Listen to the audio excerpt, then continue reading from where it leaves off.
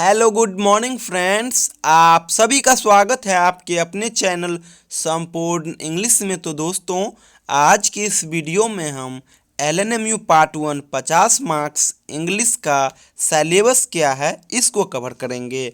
और दोस्तों, यहाँ पे जो मैं आप लोगों के बीच सिलेबस शेयर करने जा रहा हूँ LNMU पार्ट 1 का 50 मार्क्स का, ये LNMU का अपडेटेड न्यू सिलेबस है और आप अपना प्रिपरेशन इसी सिलेबस के अकॉर्डिंग करना, क्योंकि अगर आप सिलेबस के अकॉर्डिंग अपना प्रिपरेशन करते हो तो आप कम समय में अच्छा मार्क्स आसानी से ला सकते हो। तो चलिए दोस्तों, हम वीडियो को शुरू करते हैं और देखते हैं कि हमारे सिलेबस में कौन कौन से टॉपिक है। और दोस्तों, मैं आपको बता दूं कि अगर आप इसके अलावा किसी और विषय का सिलेबस जानना चाहते हो, कोई सब्सिडी पेपर हो या फिर कोई भी ऑनर्स पेपर, तो सभी का सिलेबस आपको मिल जाएगा। इसी चैनल पे, संपूर्ण इंग्लिश चैनल पे ही एक प्लेलिस्ट बनाया हुआ हूँ जिसमें प्लेलिस्ट का नाम है LNMU पार्ट 1 सिलेबस। वहाँ पे सभी विषयों का सिलेबस अवेलेबल है, आप वहाँ से उसको जा कर के देख सकते हो। तो दोस्तों, मैं आपको बता दूं कि आपका जो 50 मार्क्स इंग्लिश का सिलेबस है, ये बहुत ही शॉर्ट सिलेबस है, बहुत छोटा सिलेबस है। आपके सिलेबस में केवल 8 पोएम दिया हुआ है। बहुत ही सिंपल टॉपिक है, सिलेबस है, आप आसानी से इसको कवर कर सकते हो। 2 दिन में आप इसको कवर कर सकते हो। आपको जो है ना, केवल 8 पोएम ही पढ़ना है। कौन कौन पोएम? तो पहला पोएम है टुमारो एंड टुमारो, जो कि विलियम शेक्सपियर के द्वारा लिखा गया है। दूसरा आपका पोएम है वर्च्यू, जो कि जॉर्ज हर्बर्ट के द्वारा लिखा गया है। तीसरा पोएम है she is a phantom of delight, ये विलियम वर्ड्सवर्थ के द्वारा लिखा गया है। चौथा जो पोएम है दोस्तों, ये जॉन किट्स के द्वारा लिखा गया है और ये है लावेल डेम सेंस मर्सी।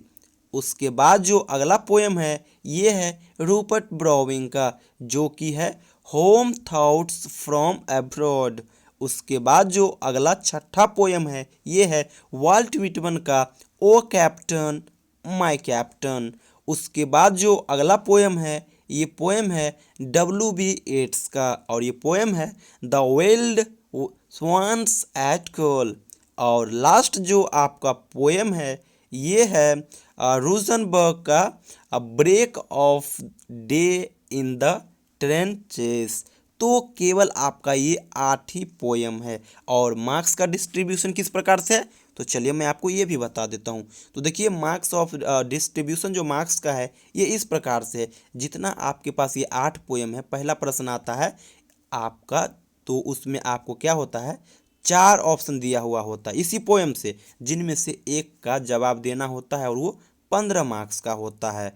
और इसी 8 पोएम से 4 एक्सप्लेनेशन का क्वेश्चन आता है, जिसमें से कि हमें केवल 2 का जवाब देना होगा और दोनों 5-5 मार्क्स के होंगे, यानी 15 मार्क्स ये, 10 मार्क्स ये, 25 मार्क्स। और उसके बाद 5 मार्क्स का कॉमन एरर, उसके बाद 5 मार्क्स का वर्बल इडियम्स आता है, 5 मार्क्स का pair of words and 10 marks का ऑब्जेक्टिव। और ये ऑब्जेक्टिव जो आता है, यही 8 पोएम से ऑब्जेक्टिव आता है। और दोस्तों, इससे ऑब्जेक्टिव के प्रश्न किस प्रकार से बनेंगे, तो चलिए इसका स्ट्रैटेजी भी मैं आप लोगों के बीच यहाँ पे शेयर करता हूँ। तो ये दोस्तों इस प्रकार से आता है, जैसे मान लीजिए विलियम शेक्सपियर है, ये जितने भी पहला जो ऑब्जेक्टिव प्रश्न आएगा, ये जो पोएट है, पोएट से रिलेटेड ऑब्जेक्टिव प्रश्न आते किस प्रकार से, तो कौन इसमें से कौन पोएम रोमांटिक एज के है, कौन विक्टोरियन पीरियड के है, कौन 20वीं सेंचुरी के है,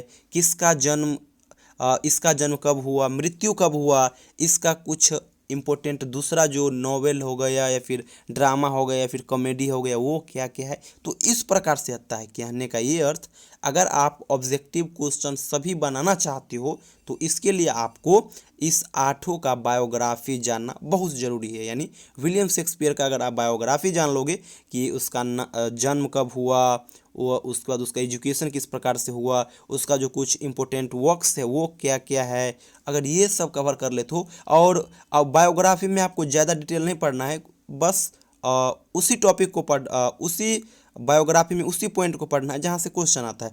और ये क्वेश्चन किस प्रकार से आ रहा है इसका पता आपको कैसे चलेगा, तो इसके लिए आप प्रीवियस ईयर का क्वेश्चन पेपर देखना। और प्रीवियस ईयर क्वेश्चन पेपर मैं वीडियो बना चुका हूँ उसका, अगर टाइम मिला तो मैं इस वीडियो के डिस्क्रिप्शन में उसका लिंक भी दे दूंगा, है ना।